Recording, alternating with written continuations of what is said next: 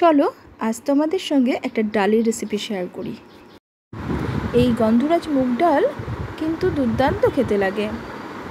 কিছুই না, আমি যেটা করেছি এখানে দেখো, মুগ ডাল ভালো করে ধুয়ে আমি কাঁচা লঙ্কা দিয়ে সেদ্ধ করতে বসিয়েছি। আর এই ডালটা কিন্তু আমি শুকনো খোলায় ভেজে নিইনি, কারণ এই ডালটা কাঁচা খেতেই ভালো লাগে।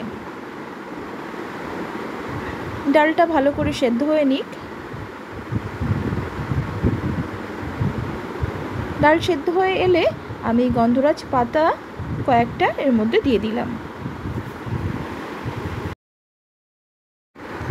ডালটা পুরো সেদ্ধ হয়ে এলে আমি পরিমাণ মতো নুন, হলুদ গুঁড়ো মিশিয়ে নেব।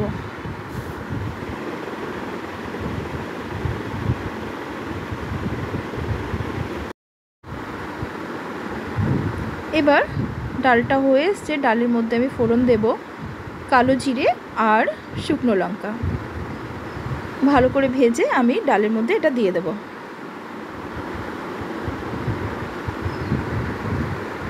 এখানে তোমরা যদি কেউ ইচ্ছে হয় সর্ষেও দিতে পারো, তবে আমি সর্ষেটা এখানে দিইনি।